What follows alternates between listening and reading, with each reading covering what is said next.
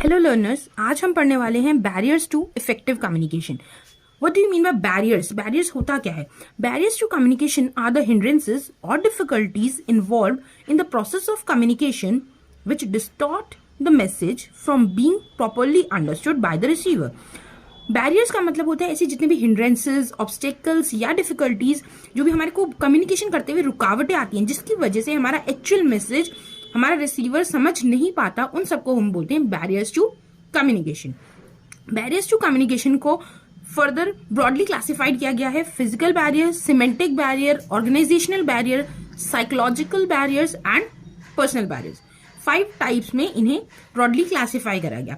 सबसे पहले physical barrier. Physical barrier क्या होता है? ऐसे जितने भी काम जो फिजिकल होने की वजह से हमारे बैरियर्स बनते हैं, जैसे कि नॉइज। अगर मैं आपके साथ कम्युनिकेट कर रही हूँ, पीछे से शोर आ रहा है, ठक ठक ठक ठक, इस तरीके की ठक ठक ठक ठक की आवाजें आ रही है, दैट मीन्स आपको कम्युनिकेशन करने में मेरे जो मैसेज पहुंचने में प्रॉब्लम होगी, वो नॉइज की वजह से हो जाता है। Second, improper timing. गलत टाइम पर सही मैसेज भी अगर दिया जाए तो भी वो मैसेज बैरियर का ही काम करता है। फॉर एग्जाम्पल, जैसे आपको पता है जो हमारे डॉक्टर्स या नर्सेज वर्क करते हैं वो शिफ्ट में काम करती है कि इतनी शिफ्ट पर एक काम खत्म होता है तो अगली बार दूसरे पर्सन की शिफ्ट स्टार्ट हो जाती है। तो अगर जिस पर्सन की शिफ्ट खत्म होने वाली है उसके साथ में कुछ इंपॉर्टेंट मैसेज कम्युनिकेट करूं तो क्या होगा कि वो उसका ध्यान नहीं हो पाएगा, क्योंकि उसका दिमाग क्या होगा कि मेरी छुट्टी हो चुकी है, लास्ट बस स्टॉप पे मिलेगी तो मुझे उसको पकड़ना है और उससे मुझे अपने घर जाना है। उसके दिमाग में क्या है कि मुझे घर पहुंचना है, वो ऑलरेडी प्री ऑक्यूपाइड है, बट मैं उसको क्या कर रही हूँ, इस टाइमिंग पर उसको कुछ इंपॉर्टेंट कम्युनिकेट कर रही हूँ। तो गलत टाइमिंग पर भी अगर हम सही मैसेज करते हैं तो वो भी एक बैरियर का ही काम करता है। Third one, physical distance.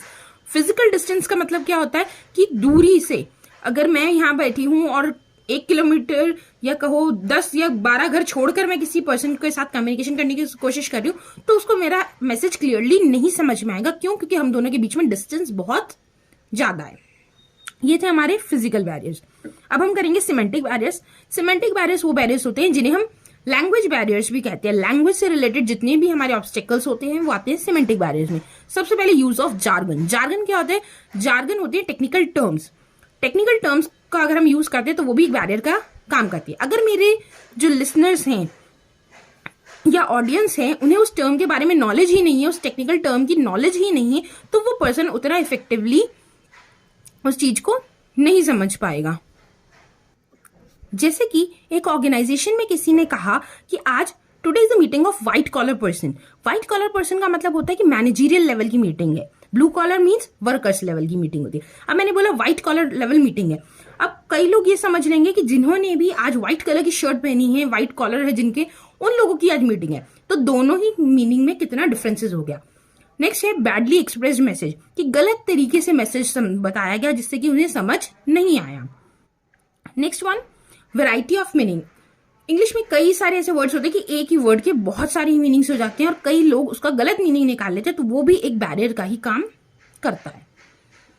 Third type of barrier है हमारा ऑर्गेनाइजेशनल बैरियर। ऑर्गेनाइजेशनल बैरियर क्या होता है? ऑर्गेनाइजेशनल बैरियर्स होते हैं जो भी ऑर्गेनाइजेशन में रूल्स और रेगुलेशंस की वजह से बैरियर क्रिएट हो गया। ऑर्गेनाइजेशन की पॉलिसीज ऐसी हैं कि कोई पर्सन अपनी बात को, सजेशंस को नहीं कम्युनिकेट कर सकता। वहां पर अथॉरिटेरियनशिप है, मींस अथॉरिटी एक ही सिंगल पर्सन है जो सिर्फ ऑर्डर देगा, दूसरे पर्सन उसे सजेशंस नहीं दे सकते हैं। स्टेटस डिफरेंसेस क्रिएट होने की वजह से भी कम्युनिकेशन इफेक्टिवली नहीं हो पाती है। Next one, psychological barriers. Psychological barriers कौन कौन से होते हैं? सबसे पहले सिलेक्टिव लिसनिंग। ज्यादातर लिसनर्स क्या होते हैं, इतनी लंबी लंबी स्पीच होती है ना तो उस पर पूरा ध्यान नहीं देते। जो उनको लगता है कि मेरे लिए इंपॉर्टेंट है सिर्फ और सिर्फ उस बात पर ध्यान देते हैं। तो सिलेक्टिव लिसनिंग नहीं करनी चाहिए। पहले आपको पूरा मैसेज पढ़ना है और समझना है जो हमारा स्पीकर बोल रहा है, उसके बाद उसमें से को छांटने के काम करने चाहिए। Second one, pre mature evaluation. कभी भी पहले से ही इवेल्यूएशन नहीं कर लेना चाहिए। प्रीमेच्योर इवैल्यूएशन का मतलब क्या है कि पहले ही आप किसी ने बोलना स्टार्ट किया, उसकी सेंटेंस अभी कंप्लीट ही नहीं हुआ और आपने उसमें से वैल्यूज या इवैल्यूएशन पहले से ही कर लिया कि वो क्या कहना चाह रहा है। Next one, emotional attitude. Emotional attitude क्या होता है कि हमारा इस टाइम मेंटल स्टेट क्या है, हम हैप्पी हैं, एंग्री हैं, सैड है, उसका भी हमारे कम्युनिकेशन लेवल पर बहुत ज्यादा इफेक्ट पड़ता है। कोई पर्सन इस टाइम बीमार है और फिर भी हम उससे कम्युनिकेट कर रहे हैं तो अपने इस टाइम पीसफुल स्टेट में नहीं है, तो वो इतना इफेक्टिवली हमारी बात को नहीं समझ पाएगा। And the last one is poor retention. हम जितने भी ह्यूमन बींग्स हैं, हमारी रिटेंशन पावर बहुत ही कम रहती है, हम बहुत कम याद रख पाते हैं, इस वजह से भी कई बार कम्युनिकेशन में बहुत बड़ा बैरियर क्रिएट होता है। लास्ट है हमारा पर्सनल बैरियर। पर्सनल बैरियर्स में क्या क्या होते हैं, एक पर्सन से रिलेटेड बैरियर्स जो हो गए। सबसे पहले रेजिस्टेंस टू चेंज। हम लोग बिल्कुल भी चेंज को एक्सेप्ट नहीं करते हैं। हम लोग चाहते हैं कि जो हमारा रेगुलर चल रहा है शेड्यूल, वही शेड्यूल फॉलो होता रहे, उसमें हल्का सा भी ऊपर नीचे हो जाए तो हम उसमें प्रॉब्लम फेस करने लगते हैं। हम चेंज नहीं चाहते हैं बिल्कुल, और जब हम चेंज नहीं चाहते तो वो भी एक बैरियर का काम करते हैं, क्योंकि कोई भी ऑर्गेनाइजेशन हो उसे डायनेमिक होना जरूरी है, यानी कि टाइम टू टाइम चेंज होने की बहुत ज्यादा जरूरत है। बट हम क्या करते हैं, चेंज के लिए रेजिस्ट करते हैं, तो ये बहुत ही बड़ा बैरियर की तरह काम करता है। Next one, lack of trust.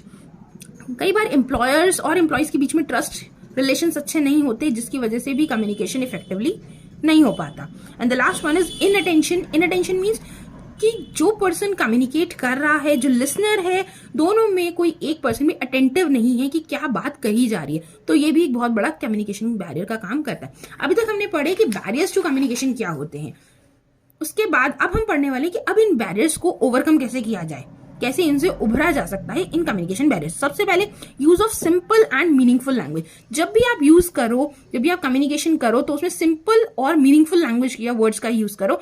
ऐसे वर्ड्स का यूज मत करो जिनका एक से ज्यादा मीनिंग्स है और वो उसके लिए हमारी कम्युनिकेशन में एज अ बैरियर वर्क कर सकती है। Developing patience to listen and understand other. हमेशा हमारे अंदर पेशेंस होना चाहिए, दूसरों को सुनो, उनको समझो और फिर उस पर एक्शन लो। पहले से ही इवेल्युएशन या प्रीमैच्योर इवेल्युएशन या जजमेंट नहीं करना है। Third one, develop mutual trust. जो भी हमारे सेंडर और रिसीवर है, इन दोनों के बीच में म्यूचुअल ट्रस्ट होना चाहिए, तभी वो इफेक्टिवली कम्युनिकेट कर पाएंगे। नेक्स्ट वन, फॉलो किस प्रिंसिपल। किस means keep it short and simple. जो भी आपका मैसेज है उसे शॉर्ट और सिंपल रखो, क्योंकि हमारी रिटेंशन पावर ज्यादा नहीं है, तो जितना छोटा होगा ज्यादातर लोग उसको इजीली समझ पाएंगे, और सिंपल लैंग्वेज में होगा तो वो याद रहेगा। ज्यादातर टेक्निकल टर्म्स हमें याद नहीं रहती हैं। Give due importance to gestures and tone. जब भी आप बोल रहे हो तो सिर्फ आप जो कम्युनिकेट करना चाहते हो उस पे तो ध्यान देना ही देना है, साथ के साथ आपके गेस्चर्स क्या हैं, पोस्चर्स क्या हैं, आपकी टोन कैसी जा रही है, पिच नोट वगैरह कैसे जा रहे हैं, इन सब का भी आपको बहुत ज्यादा ध्यान देना है। Next one, avoid jargons. Jargons मैंने आपको बताया, जितनी भी अपनी टेक्निकल टर्म्स होती हैं वो टेक्निकल टर्म्स का यूज कम से कम करो। अगर आपको लगता है कि आपकी ऑडियंस को उसकी नॉलेज है तब आप यूज कर सकते हो। And the last one is write concisely. Brief में लिखो, शॉर्ट में लिखो, और अच्छे से आपको अपना कम्युनिकेट करना है। ये कुछ स्टेप्स हैं जिनको अगर हम फॉलो करते हैं तो हमारे कम्युनिकेशन बैरियर से हम ओवरकम कर सकते हैं।